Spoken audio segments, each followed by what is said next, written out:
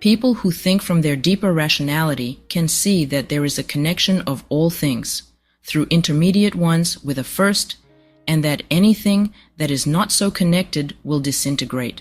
When they think about it, they know that nothing can exist on its own, but requires something prior to itself, which means that everything goes back to that first.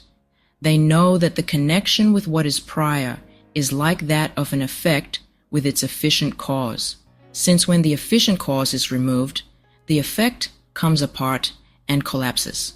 Since this has been the thought of the learned, they have both seen and pronounced that existence is a constant becoming, so that all things are constantly coming into being, that is, existing, from that first from which they originated.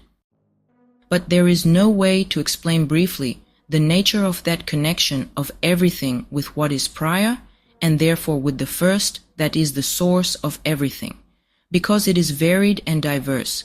We can say generally only that there is a connection of the natural world with the spiritual world that results in a correspondence between everything in the natural world and everything in the spiritual world.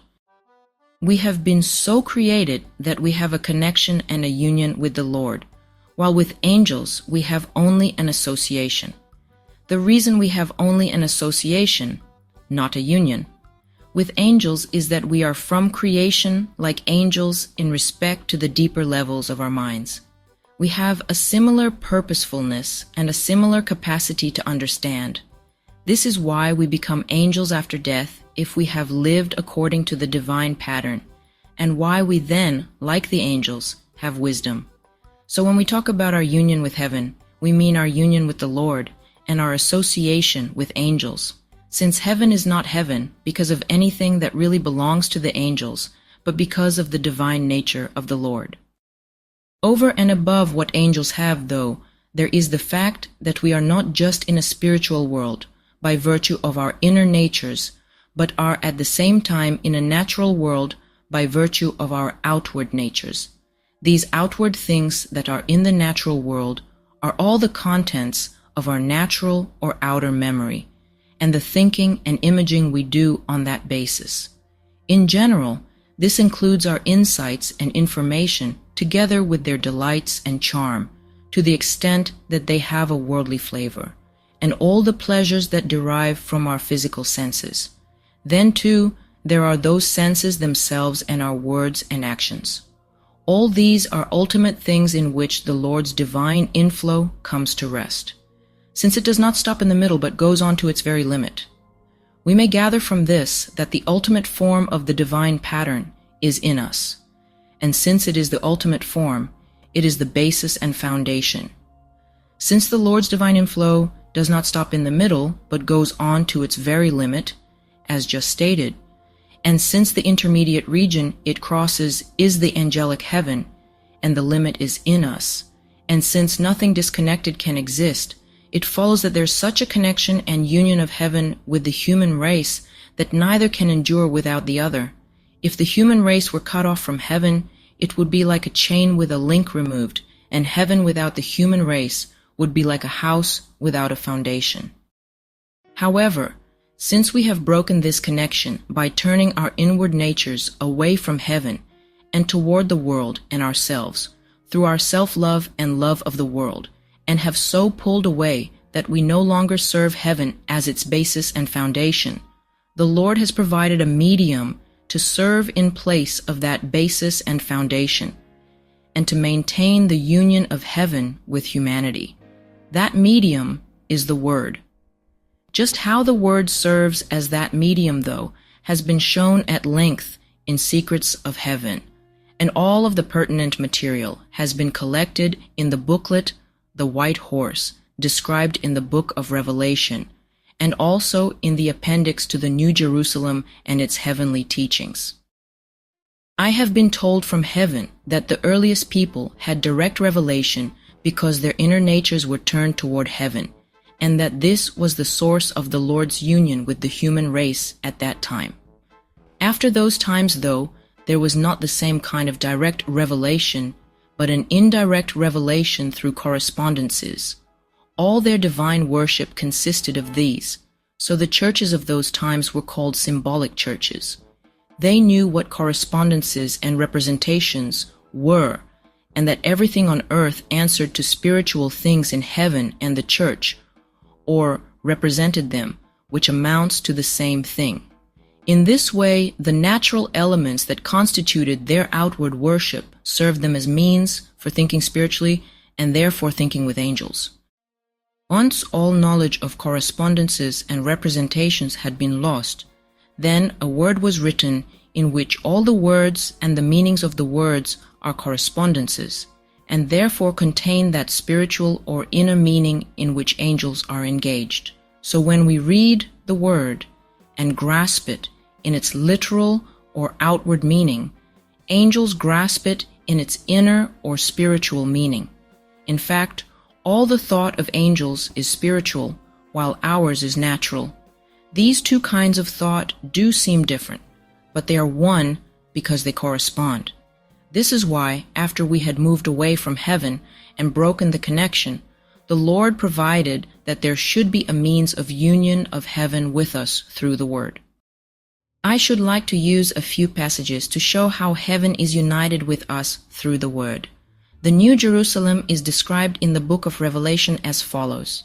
I saw a new heaven and a new earth, and the former heaven and former earth had passed away. And I saw the holy city, Jerusalem, coming down from God out of heaven. The city was 4 its length equal to its breadth. And the angel measured the city with the reed at 12,000 stadia. The length, breadth, and height were equal. And he measured its wall, 144 cubits, the measure of a human being, which was that of the angel. The construction of the wall was jasper, but the city itself was pure gold and like pure glass. And the foundation of the wall was decorated with every precious stone. The 12 gates were 12 pearls, and the street of the city was pure gold like transparent glass. Revelation 21, 1, 2, 16, 17, 18.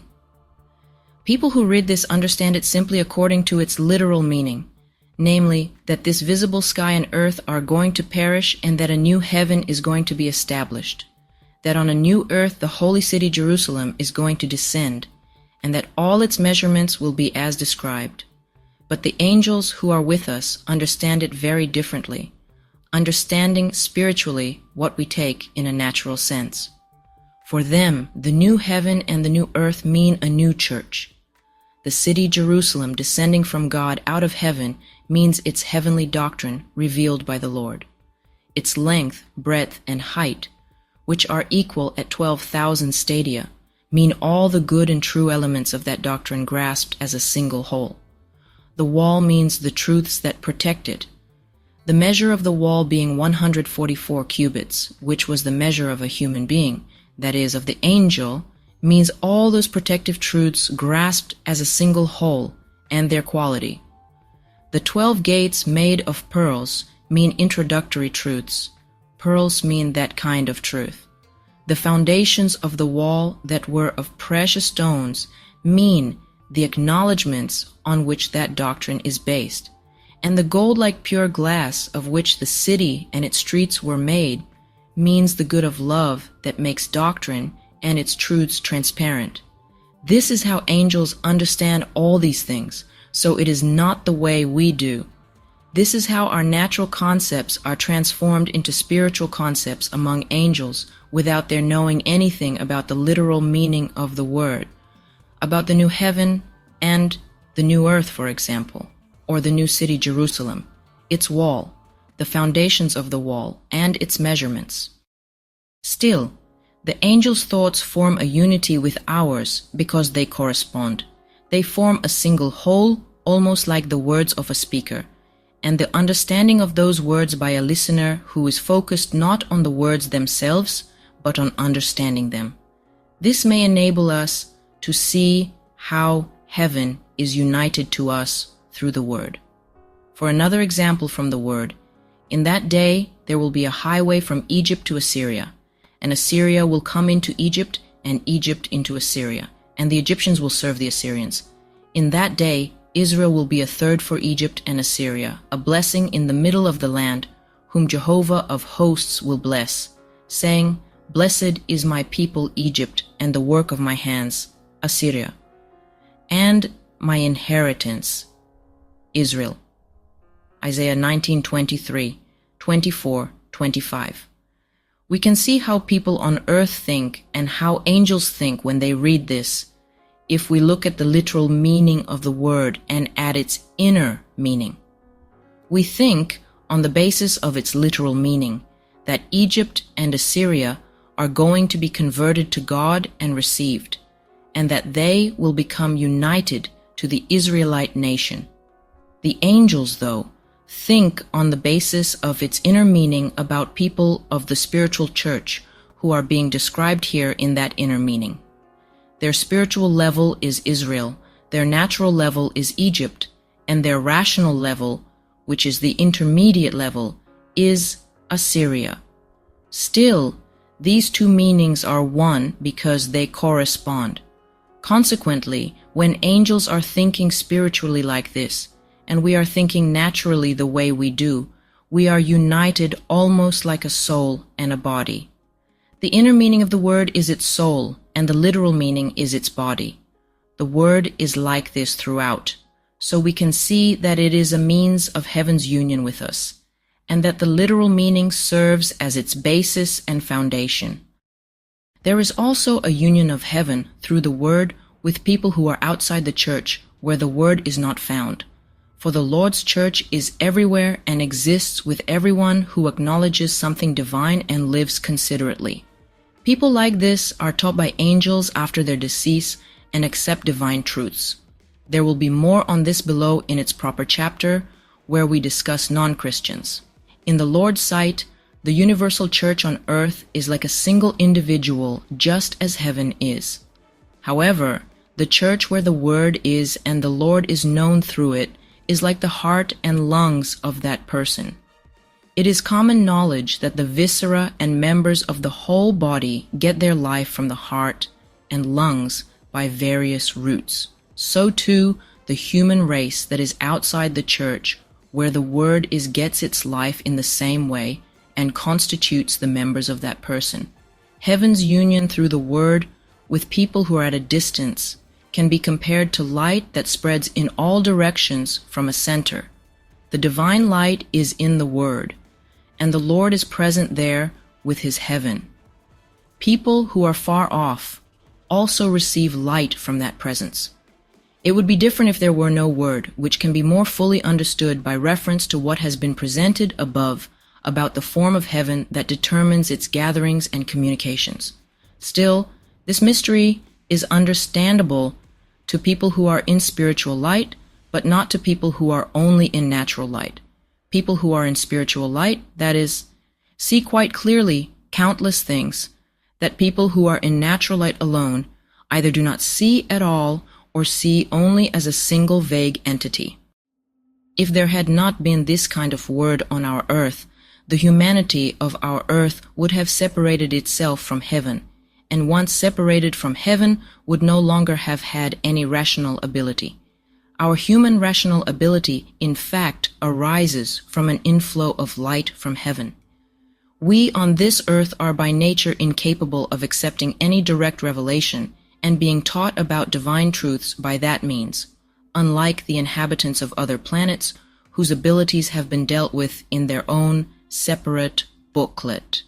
We, more than they, are engrossed in worldly concerns and therefore in superficial matters, while it is the deeper levels that are open to revelation. If the outer levels were receptive, we still would not understand the truth. This nature of people on our earth is clearly visible in members of the church. Even though they know from the word about heaven, hell, and life after death, they still deny these things at heart.